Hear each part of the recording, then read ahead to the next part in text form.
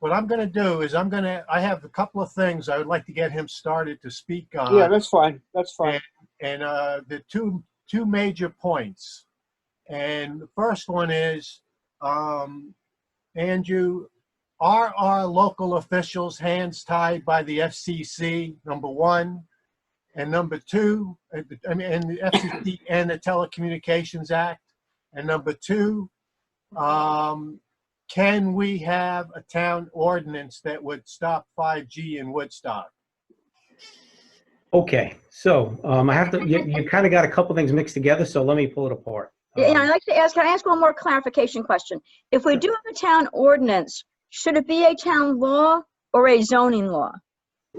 Usually it comes in the form of a zoning code ordinance or a zoning provision. So Yeah, it's a let me just zoning give you a law. little bit of background, because the fact is the majority of what you heard about the Telecommunications Act is probably false. And so I have to educate. I've been lecturing to local governments in New York for 7 years now. 1 minute quip about me. I'm a litigation attorney. I've been a litigation attorney for 27 years. I've handled over 7,000 cases in federal and state courts. I'm admitted to 9 of the 13 U.S. Circuit Courts of Appeals. I've been handling cell tower cases for about 2 decades. And there's not a cell tower issue you can think of that I haven't addressed. So let's talk about the Telecommunications Act in a nutshell, because it's very different than what you've been told. When Congress was considering adopting the Telecommunications Act back in 1996, they actually considered giving the FCC the power to control the placement of wireless facilities. And they drafted a bill to do that. At the end of the day, they did pretty much the opposite. The Telecommunications Act of 1996 consists of 2 main paragraphs. Paragraph A starts with subparagraph A that says, except as otherwise provided below, local governments have the power to regulate the placement of wireless facilities. That's it. That's the law. That's been the law for 24 years. And based upon that law, local governments, sophisticated local governments have enacted what I call smart planning provision. Wireless facilities are a necessary evil. Everybody loves their smartphone, their iPad. So a goal for a local town should not be to stop all wireless facilities. Smart planning provisions are designed to achieve 3 objectives simultaneously. First is to allow wireless carriers to saturate a municipality with coverage. But number 2, minimize the number of towers or facilities you need to provide that coverage. And number 3, to the greatest extent possible, avoid or prevent the irresponsible placement of facilities which would adversely impact residential neighborhoods and individual homes, things like that. So for 24 years, local governments who know what they're doing have done a good job at that pretty much. Now, I mentioned subparagraph A. There also is subparagraph B. Subparagraph B imposes 5 limited constraints on the power of local governments when they do regulate the placement of wireless facilities. Now, in most local jurisdictions, they adopt zoning ordinances which put in place requirements for permits for any type of wireless facility. The 3 major types of facilities are cell towers, small cells, and DOS systems, the last of which consists of multiple nodes. And basically, what a local government will do is adopt a requirement that says you want to build one, you need a permit.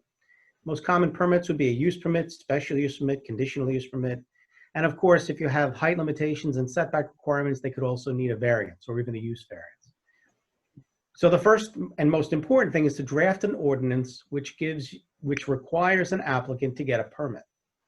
Of equal import, however, you must draft regulations to, number 1, indicate your legislative intent, the types of things that you want to prevent, which was the reason why you adopted a permit requirement in the first place.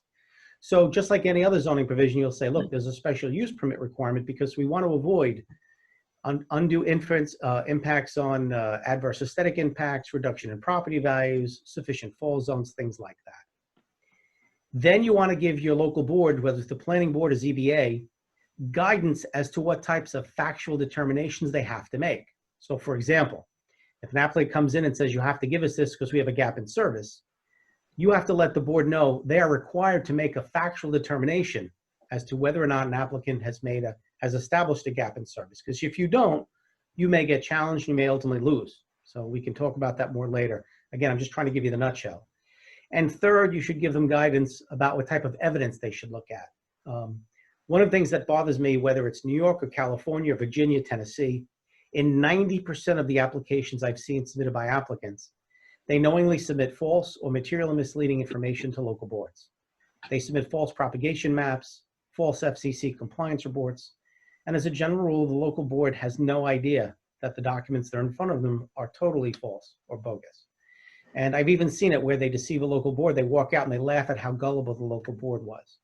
So you have to give your local boards guidance as to understand what they're looking at and how to process it. If you do this, you have the power to control the placement of wireless facilities. You can deny applications, so long as you deny them for a legally permissible reason and you do it the right way. For example, one of the constraints that the Telecommunications Act imposes upon local boards is you want to turn down a facility, it has to be in a separate written decision, has to be based upon substantial evidence. You have to cite the evidence in your decision. I've seen cases where they turn down a tower because somebody wants to put a 125-foot or 150-foot tower 16 feet from someone's front door. And the applicant says, we need to put it here because we have a gap in service. And a planning board says, we turn down the permit because we think it's going to have an adverse aesthetic impact. And that's a perfectly proper grounds. But they don't make a factual determination as to whether or not the applicant proved there was a gap in service. So the applicant files a federal lawsuit, and in 90 days, get an order from a judge telling you, you have to let them build the tower. And the last thing I'm going to touch very quickly is threats of litigation are hollow, and here's why. Even if a town somehow violates the Federal Telecommunications Act, and the applicant sues you in federal court and wins, the town doesn't have to pay them a penny. The Telecommunications Act is not entitled to them to get any money damages or attorney's fees. The only thing they get is the permit. So that's my 2-minute nutshell. Now I'd like to hear from you any questions you have, because pretty much I can, go ahead. Richard, you're first. A couple of questions. Sure. I believe there's a 90-day turnaround once an application is received. Is that correct? Okay, well, under the Telecommunications Act, as it was drafted, it says local governments must act on an application for wireless facility within a reasonable time. Back in 1999, the FCC came out with a ruling and said, okay, for new cell towers or new facilities, you have to do it within 150 days. For co-location, you have to do 90 days. The FCC has issued some more recent orders, and I think they made a turnaround for small cells and DOS systems 90 days now. Depending upon the circumstances, that can be challenged. So it depends upon, for example, if they file an application for 1,000 facilities, you can't reasonably expect it to turn it around in 90 days.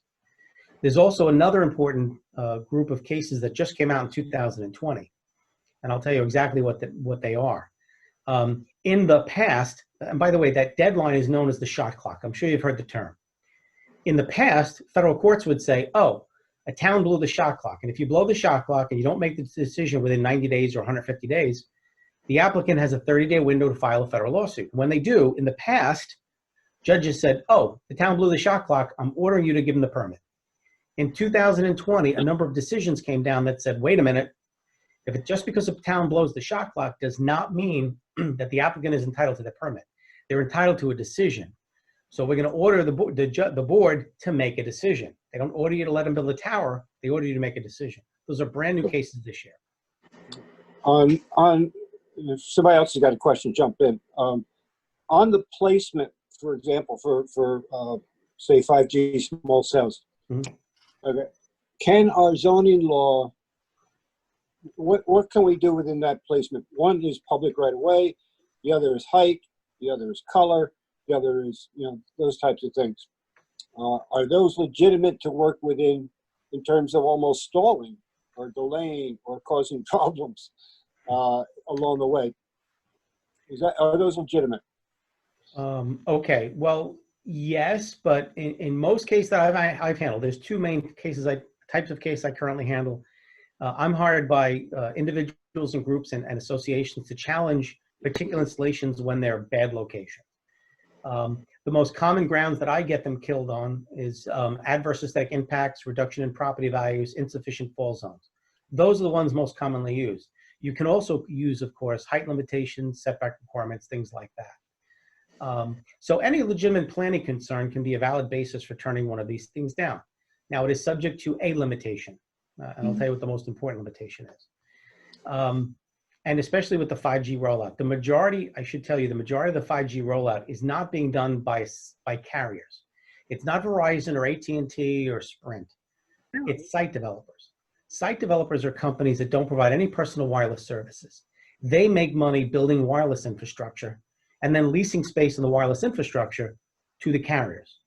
their interests are definitely at odds with the towns, because the towns want facilities in the least intrusive locations. They want to build as many as possible. So they may come into a town where you could satisfy your need for coverage with 3 cell towers. You could put one out in the woods and one in a landfill and one in a junkyard, and that would cover the whole town. Site developers will want to do that. Instead, they want to come in and put in 120 nodes all throughout the neighborhood every 200 feet.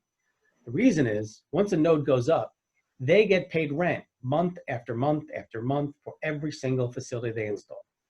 So their interests are definitely at odds with the town. And so one of the problems with the 5G rollout is that they're installing these things. I'll tell you quite frankly, every day somebody calls me up and says, I woke up and here's a small cell 20 feet outside my daughter's bedroom window. An installation of that type will ordinarily bring down the property value and have an adverse aesthetic impact. And according to the federal courts, each one of those is a valid ground to defeat an application. So now It's a valid ground. I'm sorry, it's a valid ground to defeat? Yes. Okay. It can be denied upon adverse aesthetic impacts, reduction in property values, lack of sufficient fall zone. Now, there is a limitation, and that's what's called the effective prohibition. So let's talk about that. One of the 5 constraints that place on local governments is a subparagraph in paragraph B of the TCA, which says local governments cannot prohibit or have the effect of prohibiting personal wireless services. Now, prohibiting is easy. Some towns got funny and said, look, we're going to say you can't put a cell tower in a residential district, and we're going to zone everything residential. You can't do that. The next question became, what is an effective prohibition? And so applicants would file applications that would get turned down, go to federal court and say they're prohibiting me from providing personal wireless services. So for 20 years, courts across the country have come up with a test, and here's the test. They say that a town must grant an application to build a wireless facility, even if it violates your local zoning code, if the applicant can prove 2 things. Number 1, they suffer from a significant gap in their personal wireless services. And number 2, the proposed installation is the least intrusive means of remedying that gap, and there's no possible less intrusive alternative locations. If and only if they can prove those 2 things, then you have to let them have it, okay? But the important part is to make them give you proof. Usually when it's a site developer, it's not the best location. And so local governments have to force them to give probative evidence, just like anybody else would.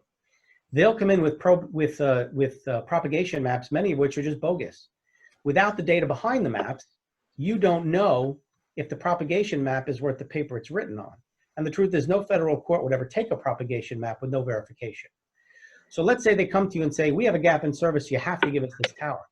The first thing you should say is, okay, you got a gap in service, do a drive test and give me the drive test results. Very cheap. They take a phone, they attach a recording device, they drive through town. The recording device records the signal strengths every few milliseconds, and it will give you a precise reading for all the strengths throughout the town. That hard data will show you if there's a gap, where it is, and what its boundaries are. Then and only then can a local board, whether it's a planning board, ZBA, city council, town board, can figure out if the location they're proposing is consistent with smart planning. Because if the tower doesn't fill the gap and you approve it, they're going to come back 6 months later for another tower because the first one didn't cover the gap in the first place. And usually when the application's from a site developer, it's not the best location. It's not even necessary. If a carrier has a significant gap, they'll be the one applying for the tower or the facility. So I'm sorry to throw so much information at you, but No, there's a that's lot fine. of information to share. So, Great. and you should get the idea. I've dealt with this many, many, many times. So questions. What's most important to me is if you have any questions, you ask me. I want to make myself available for you today. What about if the town is trying to come up with a way that's an alternative to the Wi-Fi and the 5G? Well, there is a ruling from the FCC that I think withstands challenge, and that is the town can't tell them what type of technology they have to use, whether they should go the macro tower or whatever. Some towns will hire a consultant and try to come up with smart planning and say, listen, let's figure out a plan. We know 5G is coming. Let's get someone in to figure out if we can figure out how to place 3 towers away from everybody's homes, put them out in the woods, and then try to have them built there. You know, because site developers don't want to go out in the woods. I'll give you a perfect example. I had a little town in Tennessee, and it's a little town, and all around town is woods. And the site developer could put in a tower. They could put it out in the woods where nobody could see it, or they could put it in the center of town. And they chose a location in the center of town behind a gas station with a paved parking lot behind it, right up against a residential neighborhood, so that everybody's going to see this. It was either 150 or 175. And they said, this is the only place we can put it. And it was nonsense. They could put it out in the woods and nobody would see it, but they want to go into town and put it. Why? Well, it's simple. If they go out in the woods, they have to access this once a month. So they have to clear woods, they have to put in a gravel access road. Then they have to run power and connectivity. So they have to put in utility poles, and it costs them money. If they go to the gas station right up against the residential neighborhood, it's all paved already, there's nothing to clear. The utility pole's 30 feet away. They save $10,000, $15,000. If you multiply $10,000 or $15,000 times 300,000 installations, the money gets big fast. So they'll come in and say, oh no, we can't put it in the woods because we have to put it here because the woods won't meet our coverage objectives. What does that mean? It means what they're really saying to you is we have to put it here. We can't put it there because we want to put it here. So again, sophisticated local governments, if they know what evidence to ask for, they can control, for the most part, where these things go. But what about using fiber optics? That's one of the things that we've been looking at as an alternative, is fiber optics.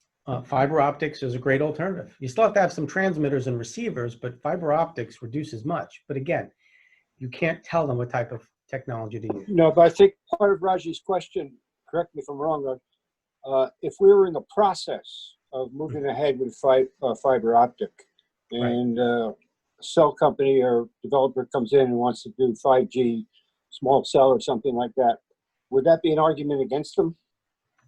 Not necessarily. What I've seen governments do is if they're moving to fiber, sometimes they'll reach out to the carriers directly and say, listen, can we come up with a plan? So we don't have to have these all over the place. Can we go to fiber optics? And they'll be amenable to trying to work with you, the carriers, all the majors, Verizon, AT&T, Sprint, T-Mobile. If they think you want to work with them, they'll try to work with you. Well, that's interesting. I didn't know that it wasn't the carriers, so I learned something new from you. Yeah, right now the 5G rollout's very interesting. Like, for example, from my understanding, there's nobody looking to roll out 5G in Woodstock right now, but that doesn't mean applications are not coming, right? The site developers are going to areas where nobody's looking to put in 5G. They're in a race. The biggest site developers are racing against each other, and they want to get these installations in. And I know that because they go into areas and they want to put in, they go into affluent areas first, and they want to put in 50 or 100 nodes, and they claim it's a 4G. Then when I access Verizon's public database, I see that there's no gap in coverage in 4G at any of the locations where they will install it. That suggests to me they're claiming it's for 4G, but it's not. It's for 5G.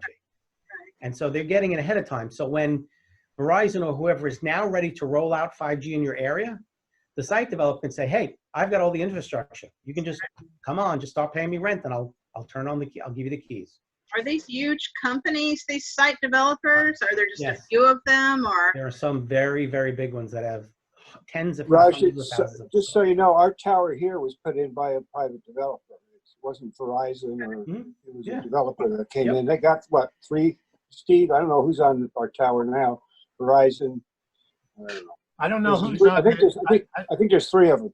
I don't know who's on the California Quarry Tower, but there's 24 antennas up there. These aren't private site developers. These are companies, right? Well, on the tower, but the tower was developed and installed and put in through a developer. That's not a Verizon tower. Right. Some of the big site developers in New York, some of the most active ones are companies like called Crown Castle and Extenet. I've had many applications I dealt with from both of them. I don't know the name of ours. Crown Castle owns all the fiber here in Woodstock. Yeah, I've heard of them. Steve, I just want to jump in. I don't know if you noticed that Connor joined us. Yes, I admitted him. Yay! Oh, yay! His mic is muted. He can turn off his I'm going to ask him to unmute. I just asked him to unmute. Connor, unmute. Connor, are you there? Welcome to the meeting, Connor. Yeah, Connor, we believe you're there, but we can't see you and we can't hear you. And We I just see asked your you to unmute. we just see your name is all. I have another question for Mr. Campanelli. For Andrew. Andrew, if they want to come in, and you said they have all of these different 5G transmitters, will they have to have an application for each one, or will they have an application for the whole batch as one application? Well, in part, it's going to depend upon your local zoning code, but in most jurisdictions, there can be applications filed for multiple facilities. Cell towers and small cells are often done one at a time. The only ones that have to be done group is DOS systems. DOS stands for a distributed antenna system. And the applications I've seen, they're typically anywhere from 8 to 25 nodes, all which work collectively as one distributed antenna system. So small cells can operate independently, macro cells or cell towers can operate independently, but they can come in and file an application for 2 cell towers or 3 small cells or 30 nodes. But if they're 500 feet apart, you're saying we can require them to do one for each pole? I don't know that I would do that. For a DOS system, I wouldn't do that. I don't know really of any local zoning ordinance that limits an application to a single installation. But each one has to be analyzed on its own merits. Okay.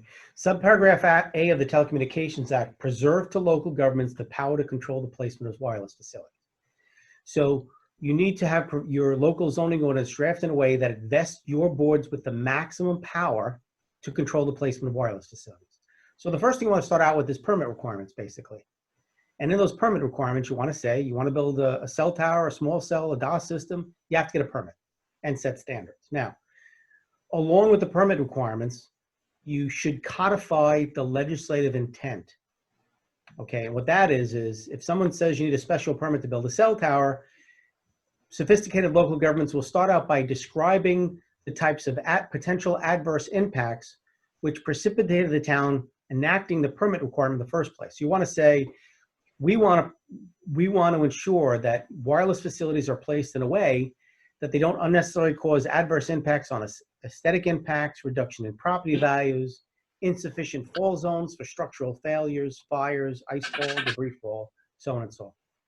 So that someone can argue whether or not an application would not only meet the requirements of your code, but would inflict upon nearby properties the precise types of adverse impacts your code was adopted to prevent. So that's number one. Then, of course, you identify the board that makes decisions on the permits. So let's say it's special use permit. Usually that's going to go before a planning board. You must give them guidance, okay? You must tell the planning board what types of factual determinations they're supposed to make. So, for example, if someone says it's going to have an adverse aesthetic impact on my home, they have to make a factual determination as to whether or not they believe there will be an adverse aesthetic impact on the properties and what they're basing their decision on. Could be on testimony, could be on letters, whatever. They have to determine whether or not it's going to reduce property values if somebody claimed that's the case. They also should determine if an applicant comes in and says, you have to let us have this because we have a gap in service and there's no potential alternative, less intrusive location. Your board must make that determination, whether the applicant has proven it or not, because if you deny an application because of aesthetics, and an applicant has said, we have a significant gap, and you don't find whether or not they showed there was a gap, you lose by default. Mhm. Under the federal law, any denial of a cell tower must be based upon substantial evidence in writing. So you want to say, we're going to turn it down because of an adverse impact on property values, and the evidence we have is this property owner brought in a letter from a professional, whether it's a real estate broker or an appraisal, saying it's going to reduce the value of your house by 30%. The next thing you have to do is give your board some guidance as to what type of evidence they should ask for, so they can understand if they see a false document. I'll give an example, an FCC compliance report. They always give you an FCC compliance report. When they hand it to an average board member in a small town, it might as well be in Latin. They have no idea what they're looking at, okay? So you got to give them some guidance. The two most common types of frauds that I've seen perpetrated through false compliance reports is claims of compliance with the wrong standard or the distance game. I'll tell you what that means. I was at a planning board, town board session in the town of Hempstead, New York. And they got their RF engineer to get up in front of the board, and a board member asked, this facility goes up, the level of radiation it's going to expose people to, will it be below or will it exceed the FCC's limits? And he said, oh, it's going to definitely be below the limits. And when I got a chance to cross-examine him, my first question was, what limits are you referring to? Because there's two different sets of limits. The relevant set of limits are the general population exposure limits. That's the level of radiation to which they can expose members of the general public. There's another set of limits that's called the occupational exposure limits. They're much higher, and they're designed for people who work on towers and made a conscious decision to expose themselves to higher levels of radiation. So if an RF engineer says, oh, it's going to be within the FCC's limits, make sure they're talking about the right limits, because I caught somebody doing that, and I got him to admit that if the facility went up, it wouldn't be within the FCC's general population exposure limits, but it would have exposed members of the general public to radiation levels which exceeded those limits by 400 to 600%. Wow. The other trick they play is what's called the distance game, and here's what that is. When they give you an FCC compliance report, they have to calculate the level of radiation they'll expose people to. The reason is the facility doesn't exist yet. The easiest way to prepare a false calculation is with a false distance factor. The first factor they start with in any calculation is they have to start with the factor of how close someone can get to the tower or facility. The closer someone gets to a facility, the greater the level of radiation they get exposed to. To prepare a false FCC compliance report, which shows the level of radiation is going to be a fraction of what it actually will be, all they have to do is start with a false distance factor. So for example, I had a case where they wanted to put antennas in a church steeple. And they said the closest that anybody can get to the church, to the transmitter, is going to be 60 or 80 feet from the top of the church steeple down to the sidewalk in front of the church. That was false, and they knew it was false, because the church steeple had a clock which has to be wound every 8 days. And because it was a historic church, there were tours throughout the steeple. And so the closest anybody was going to get to it was 2 feet. And so the FCC compliance was false, and they knew it. But they did it anyway. Now, your board, if they don't know how to read it, they wouldn't recognize it. The same goes for false propagation maps, false visual impact analysis. You have to give them guidance as to how to analyze what's given to them. Because again, in my experience, in 90% of the applications I've seen, the applicant has submitted false and misleading information. And it's not by mistake. But even if the facility is going to be FCC compliant at the time they build it, what about at all times after that? The truth is, these facilities are actually completely unregulated. And here's what I mean. The vast majority of facilities for the 5G rollout are below 200 feet in height. And because of that, the FCC has no idea where they are and no idea what level of radiation they're exposing people to. First, because no facility under 200 feet in height has to be registered with the FCC. Now, the FCC set these general population exposure limits for radiation. However, unless somebody actually calls them up and says, I tested a facility, and this facility at this corner of this block is emitting radiation levels which exceed your limits, unless somebody makes that phone call, the FCC never, ever tests the radiation emanating from these facilities, and the wireless industry knows it. So we've had private testing done, and we found many facilities exceeding the FCC's limits. Now, knowing that, local governments are the first and only line of defense against their constituents being exposed to excessive levels of radiation. I mean, illegally excessive. And so some local governments have been enacting testing requirements, and there are what I describe as 3 levels of testing requirements. The first is the self-paid testing. Basically, local governments enact an ordinance that says, we are going to randomly test facilities in our jurisdiction. The town's going to pay for it, and without telling the owner when, we're going to have an RF engineer test it. And if we find the facility exceeding the FCC's limits, we're going to schedule a hearing and give the owner 30 days to tell us why we should rip down the facility and strip them of their permit. That's level 1. Level 2 is the same thing, except they make the owners of the facility pay for the testing. And some towns in California started that about 8 years ago. And level 3 are the key TAM provisions, which I helped the city of Calabasas do it in California. The key TAM provision deputizes every citizen. Basically what it says is at any time, any citizen can test a wireless facility.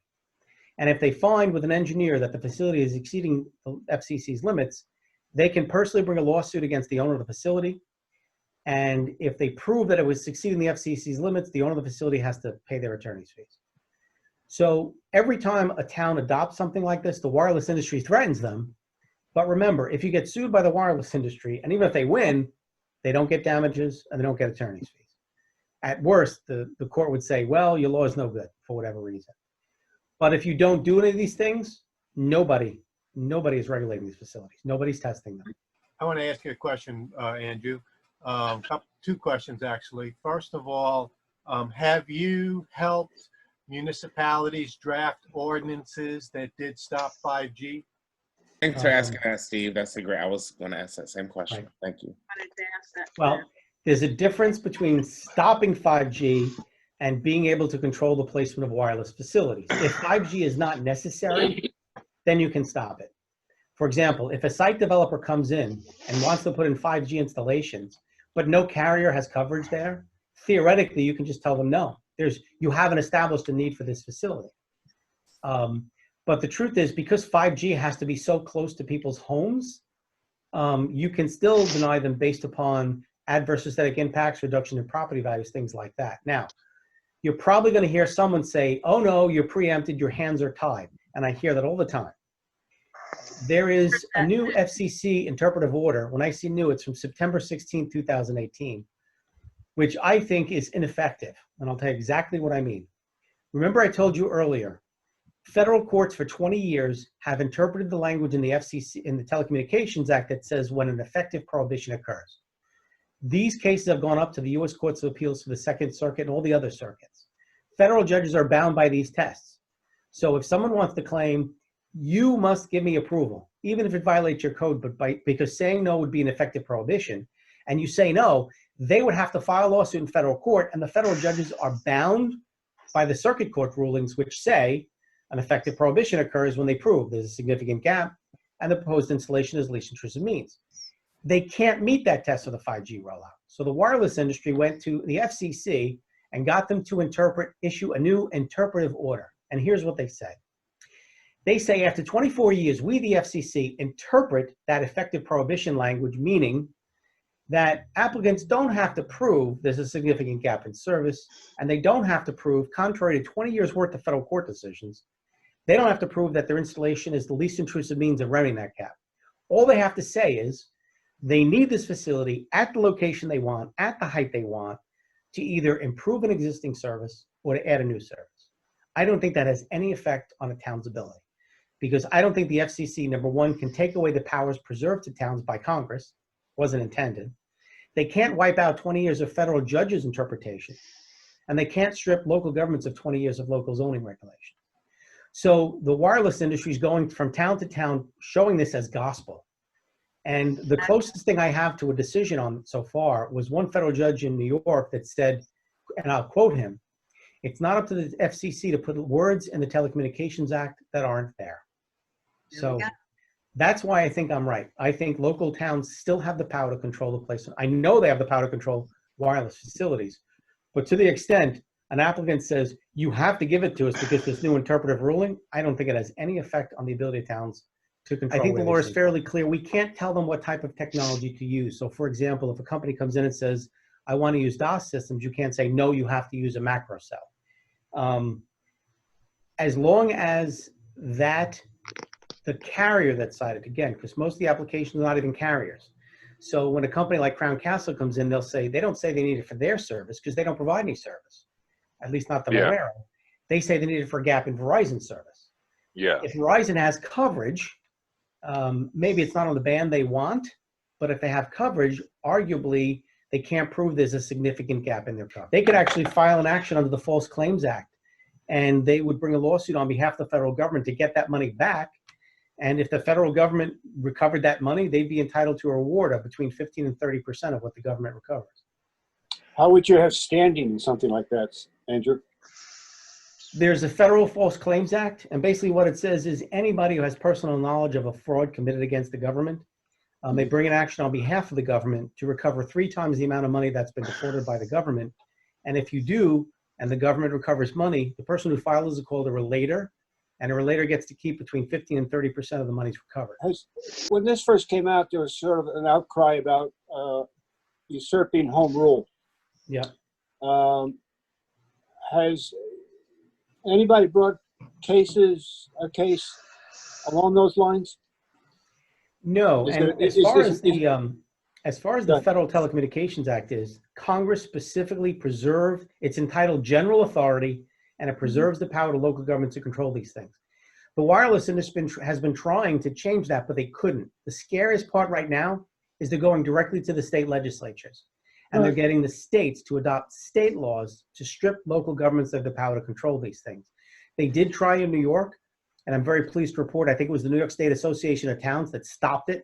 Doesn't mean they're going to give up. It But was, so yeah. far, I think they've succeeded in at least 20 states. Now, it makes no sense, okay?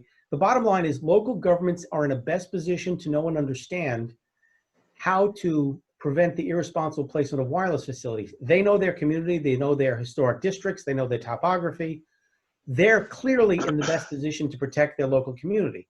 There is absolutely no reason why a state should strip them of that power unless, and I keep saying this, and I'm going to tick off some state legislators, but the only reason a state legislator would do it would be incompetence and ignorance, and worst possible case scenario, I hope it doesn't happen, corruption. Corruption. But there's just no reason for a state to take that power away from local government. Anybody can file an application at any time for a wireless facility. And then Right. it's up to the local board, whatever type of application and required permit you have in your code. You know, many local codes have hierarchies. If someone wants to put a residential district, it's the least favorable. You have most favorable out in the woods, a landfill, a commercial district, industrial district. And if somebody wants to put a residential area, they have to show that they can't put it in one of the less intrusive locations, okay? Anybody can file an application to build a wireless facility. Right. The significant gap pertains to the prohibition of service language in the Telecommunications Act. Because what that limitation says is, if somebody comes in and wants to build a tower, even if it violates every provision of your local zoning code, the height limitation, zoning, district, everything, a local government must grant the application if turning down the application would effectively prohibit them from providing personal wireless services. And for an applicant to be able to use that argument and win, it is their burden to show two things. Number one, they suffer from a significant gap in the personal wireless services. And number two, the proposed installation is the least intrusive means of carrying that gap, and there's no potential alternative less intrusive locations. If and only if they can prove both of those things, can they then force you to let them build it. Now, who gets to determine if they proved it? That's the key. If you decide your board is going to make those determinations, you have the power to make them. So you get to decide if this applicant has proven that they have a significant gap in personal wireless services. And if you make that determination, and in your written determination, you cite the evidence based upon which you made that decision, and then they go to federal court, a federal judge is loath to overturn your factual determination. Federal judges do not want to be zoning boards of appeals, and under the law, they're supposed to give you deference. The most common mistake is when they don't make the factual determinations because they don't realize they're supposed to. Right now, all day long, I do local ordinance reviews. I do a comprehensive review. And right now, I would say 2/3 of the cases, it's individuals and groups hiring me, but 1/3 of the cases, it's the municipalities hiring me. And what they say is, give me a local ordinance review. I do a thorough analysis, and I tell them exactly what they need to add to their local code to vest them with the maximum power to control the placement of wireless facilities. And then at the same time, I also give them guidance, language to put in their code to guide their boards to make sure when they make a decision, it sticks, meaning nobody can challenge it because they comply with all of the requirements of the Telecommunications Act of 1996. So I basically I tell them exactly what's missing in their code. I give them the language they need to add, and once they add it. I was just going to ask what his fee was. I was going to ask what his fee was. Quick question. That's what I was I charge actually, a that's what I was one-time- going to ask, Laura. I charge a one-time flat fee of $8,500. I mean, it takes me a good 22 hours. Usually, if there's a comprehensive plan, I want to see a comprehensive plan. I want to look at your code. I read your code cover to cover. And I don't have a standard one. When I make these provisions, again, I want to make them as bulletproof as possible, meaning nobody can challenge them. So I have to draft these code provisions to merge seamlessly with your existing zoning code. So there's no one boilerplate. These are hand drafted on each code. In the 5G rollout, they're going to file applications for multiple facilities at once, number one. Number two, getting back to your suggestion that maybe the town put in the fiber optics. It's a great idea because if you put it in, you can then offer space on the fiber optics to the carriers. And that's great for them. What you're up against is a race because you'd be racing against the site developers. The site developers don't want that. They want to put in small cells and DOS nodes, which go up much faster and much more cheaply. Yes. So you end up with a worse infrastructure because they want it. Just like instead of going into a town and putting in 3 cell towers where nobody can see them because they're completely away from homes, they rather go in the neighborhoods and put them in front of everybody's house. But the problem there is, again, it's faster and cheaper for them to go just above ground with small cells and DOS nodes. And that's why there's just thousands and thousands of them going up across the whole country right now as we speak. You can go above ground with fiber Fiber. No, I know. Yeah, so, but the whole point of this conference we're having right now is we want to restrict them with 5G. We already have service here in Woodstock, and we don't want any more radiation in our community. We want to protect the community from exposure. So anything that we can do to restrict them and stay within the confines of the FCC and the Telecommunications Act, you can do, right? I don't know that you can absolutely stop 5G per se, but right now you could probably stop the installation of 5G facilities because no carrier, to my knowledge, is trying to put the coverage in your area. Right now, they're going to the most dense areas. So they're going to the cities and stuff. I don't believe, I'm not aware of any carrier right now trying to install 5G. And the key to that is making them provide probative evidence to support a zoning application. You know, there are two types of needs which require the installation of a new facility. I talked about significant gap and how you prove that. The other type of need is a capacity deficiency, where they have coverage, but the system is overloaded, so they have dropped calls. And they'll come in with some letter claiming they have a capacity deficiency, but without hard data, you have no way of knowing if they do. So it's very easy. If they claim they have a capacity deficiency, any carrier can go onto their computer, punch in some keys, and give you a list of all the drop calls for any point in time for any geographic location. So any board should demand they give you hard data, probative evidence. They should be treated like every other zoning applicant.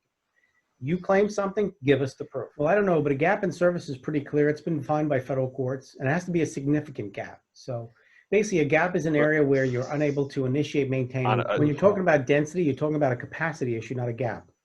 Okay? Exactly. And if they exceed their capacity, they're going to have drop calls, and it's super, super easy, and it costs them nothing to show you when they have a capacity problem because they have drop calls. So you can say, look, in the center of town, we have all these tourists, and we're over capacity. And you know you're over capacity when you have drop calls. And with a few keystrokes, they can give you a report saying on July 23rd, 2020, at this street, between 9 a.m. and 9 p.m., we dropped 2,000 calls out of 3,000 calls.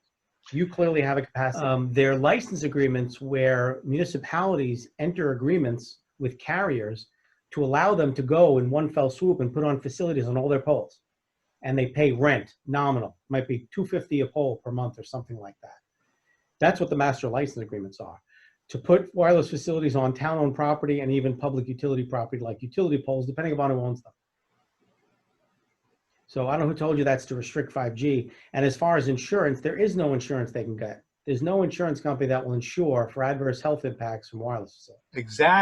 Exactly. So that's my point as a strategy is if we did demand insurance, I think it should be a constitutional right that if you're going to bring something in that is an untested technology, then you can't prove it's safe because it's untested. They've admitted it's untested, and therefore you need insurance. And so if you can't get insurance, which they can't, that kind of restricts them from bringing in that technology. Unfortunately, that's something that's going to have to get resolved through litigation. That's all there is. There's no way around it. And no town is looking. No town's got extra money to throw around to look for litigation. Right. You know, regular TCA litigation is the least expensive litigation there is. Again, when someone brings a lawsuit, you turn down an application, they say, you violated the act, we're going to sue you. Under federal law, Telecommunications Act cases have to be expedited, which means they get resolved in a matter of months, not a matter of years. And since you don't pay damages, you don't pay attorney's fees, the only thing you pay is your own attorney's fees. And as long as the town doesn't hire a firm that decides one of its goals is to maximize its billing from the town, they're the cheapest federal lawsuits I know of. They cost very little. It's a motion, basically. Some developers' attorneys got creative and they tried to bring an action under the Civil Rights Act, which is 42 U.S.C. 1983, claiming their rights were violated. Because under 42 U.S.C. 1983, if you prevail, you statutorily get attorney's fees under 1988. And federal courts across the entire United States have said no. I'm on the forefront of this. I'm a litigator. I go to court all day long. I've been in federal courts all across the country. I've literally handled something in the neighborhood of 7,000 cases. So the type of stuff I know you can't learn in books. You have to be there and see the false applications and all that stuff. Right. And I know when I can't win a case because, you know, I'm going to end up sitting in a judge's chambers in some federal courthouse somewhere and be able to straight face say to a judge, this is the position, judge. Sure. So I can't go into the judge and say, judge of the town just wants to stop 5G. I know that's not going to hold water. Okay? Right. Right. So that's no good. Now, Steve does have my contact information. I must tell you that yesterday I did a seminar for the town of Ithaca, and the town invited local zoning authorities from across the state. And while I was doing it, apparently my website came under attack. Bots launched 8,500 attacks on my website. So my website's been down all day. So if you can't find my website, that's probably why. I have my team working on it, but apparently somebody doesn't like the information I'm giving. Well, there you go. Yeah, the telecommunications industry probably has some experts on how to get in your way, right? Yeah, so that's the first time my website has been taken down. So wanna- this week I've had discussions with at least 18 different municipalities about updating their codes. So I can't, and that's in addition to 40 or 45 people who are complaining that a facility is going to go in front of their home. I probably had 20 or 25 people who are claiming that they wanted to demand a reasonable accommodation on the Americans with Disabilities Act because they are EMS sensitive and a facility is going to go close to their home and affect them. So, you know, on average, they'll get 100, 130 emails. So it's a little dizzying pace. The good news, I'm not alone. I have several associates. And we keep pace. Will you be able to stop it with the ADA Act? Thus far, when I've raised, what I've done is in the context of local zoning cases, very often someone will come forward and say, they want to put this wireless facility close to my home and I'm EMS sensitive. And what I do is if I think that it merits it, I will raise a challenge within the confines of the zoning application. So I'll go before a planning board and say that both the local planning board and the applicant who claims to be a public utility must make a reasonable accommodation to my client who is EMS sensitive under both the Americans with Disabilities Act and the FHAA. And it's accompanied by a professional opinion from the person's personal physician saying that it will adversely impact them. And thus far, I never got to court. Every single time they abandon it. I'll give you a perfect example. I had this 14-year-old girl on Long Island, of all places, who has no immune system. And they wanted to put a small cell basically 30 feet from her bedroom window. And so I went before the village zoning board, planning board of appeals, submitted a brief and said, you must make a reasonable accommodation and abstain from putting it here. And it was accompanied by a letter from her doctor who said, I'm her personal physician. I've treated her since she's 5. She has no immune system. And if you put this facility 30 feet from her basement window, you'll endanger her life, in my professional opinion. Not surprisingly, the application was abandoned. I never had to. I've been lecturing to local governments for about 8 years. The most recent one, I gave a lecture to the New York State Association of Towns training session at the Marriott Marquis in Times Square, February 20th or February 18th. And I had about, 200 representatives of local governments doing exactly this. I've been doing it for free for years, and they've been begging me to help me rewrite their ordinances. And for the first 15 years, I said no. And then I finally said, you know what? Yeah, they need help because they don't know how to do this through no fault of their own. I mean, who the hell is going to read the Telecommunications Act for 10 hours? They're not going to. And how am I going to teach them how to recognize when somebody's submitting a bogus, false FCC compliance report? So now I'm like, now I have to help them. Because these site developers, they not only deliberately deceive local governments, they laugh at how gullible they were and they walk out. And then they threaten litigation. And, some little town in Tennessee says, oh my God, they're going to bankrupt us. And I have to say, no, they're not. Even if you get sued, you're not going to get bankrupt. Zero monetary damages and no attorney's fees. The only thing you would pay are your own attorney's fees, which should be minimal. And the reason is, here's how it works. They file a federal lawsuit. Within less than a week, they get a conference with a federal judge. Federal judge calls into chamber and say, what's this about? And then the judge can we work something out? Can you find a less intrusive location? Can you make the tower shorter? And if they can't agree, the judge schedules motions. The applicant files a motion for summary judgment. The town files a cross motion to dismiss. The federal judge is very simple. They get the record. The judge looks at the decision made by the town board, whether it's the planning board or ZBA. The judge looks at the evidence that the board had before it at the time it made its decision and decides if they violated the TCA because their decision wasn't supported by the evidence that was in the record at the time they made it. The whole thing takes a few months and you're done. That's it. It doesn't cost hundreds of thousands of dollars and there's no reason for it to. Now, some firms are like, hey, I represent a municipality. Let's bill them as much as we can. As long as you don't get a firm like that, it's usually the cost is nominal. compared to every other federal lawsuit I've handled in 20 We're saying, could the town, local municipality put in their zoning law some reference to the ADA that the tower has to be ADA compliant? Well, this is an interesting issue that I'm going to be litigating. Right now, I have a few plaintiffs in California that I haven't filed for yet. And here's what really is an interesting question. What if someone says that they have an EMS sensitivity? In my mind, they're clearly disabled within the ADA, within the meaning of the ADA, and they're handicapped within the meaning of the FHAA. And under both of those federal laws, you as a local government, you're required to consider their health. So Right. when somebody raises a challenge of that type, it literally pits two federal laws against each other. I love the case. I can't wait to bring that to federal court. Wow. So, I mean, you could put it in your law, but that's the type of thing that I typically don't recommend. I don't look for a town to pick a fight with the wireless industry, okay? Because towns don't have money to throw away. Some things you can adopt carry some risk. If you adopt a testing requirement, you say, we're going to randomly test facilities once a year. We're going to send an RF engineer out, and they may charge $400. It's a nominal expense. I'm going to test to see if the facility is exceeding the FCC's limits. You might get some saber rattling from the wireless industry. They're probably not going to sue. On the other hand, if you put in the code that the owner of the facility has to test them, they may actually sue. So I tell the board flat out, if you put this testing requirement in, they may bring a lawsuit against you. Okay? I want to tell you in advance what bears the risk or creates the risk of litigation. So every town makes their own decision, goes in with their eyes open.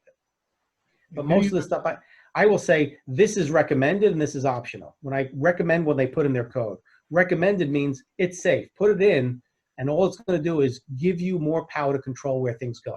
I'm not saying you're going to turn down every facility. What I'm saying is by adding these provisions, it gives you the maximum power to control where they go.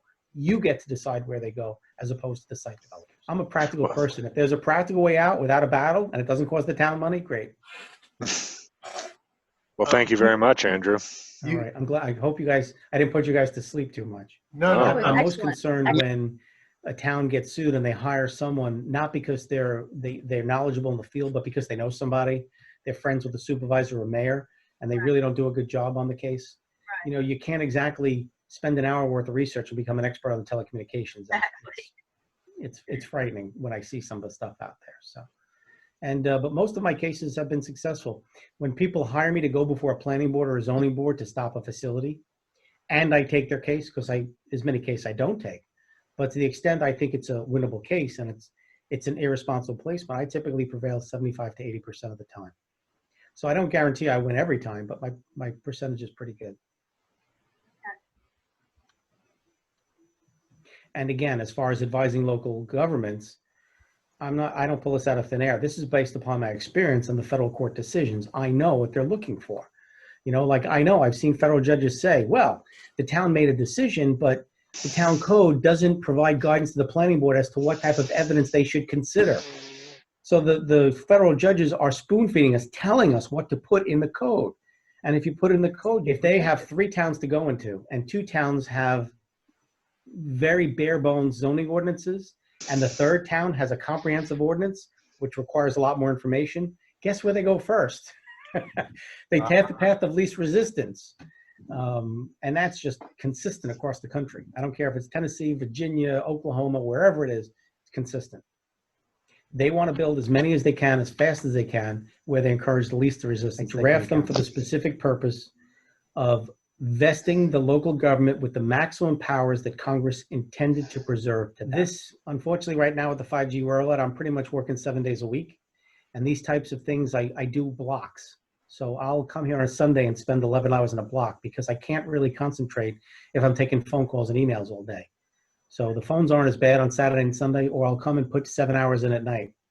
And sometimes the town tells me, look, we know they're coming in. Could you please jump on this? And so to the extent I can, I'll put everything else aside and I'll spend all Saturday and all Sunday. And then if I have a trial, I mean, I have, with the pandemic, fortunately, all of my trials have been put off because the court's been closed. But if I get a 3-week trial, I'm out of commission. I wonder, Mr. Andrew, if you could tell us a little bit about Title I and Title II, how with Title I, there's no preemption, and with Title II, there is. You know about that? No, I'm not sure what you're referring to. I have the Mozilla decision. It's like 60 pages. It would take me an hour and a half to go through that. So I'm not going to go through that. If you have a specific question, just email it to me and I'll respond. But Mozilla is a lot to talk about. There are so many lawsuits going on over this right now. Again, I could have a 2-hour discussion just on the Mozilla case. Okay. I don't think it'd be constructive, but again, I'd be happy to talk to you later about it, but Yeah. I'd put you to sleep at this point. Okay. Yeah. All right. Well, you know what? I think that's pretty good. We're real happy. I'm real happy with the conference, and I thank you so much for taking time to be with us. My pleasure. And I'll call your office tomorrow. Okay. All right. Yep. I'll be in. Thanks, everybody. Thanks Thank again, you so Steve, much. for setting this up. Thank you, Andrew, very much. The And thanks, pleasure speaking. everybody. Thank who you. attended. Pleasure to speak with all of you. Good night. Yeah. Good night now. Take Good care. night. Bye. Good night.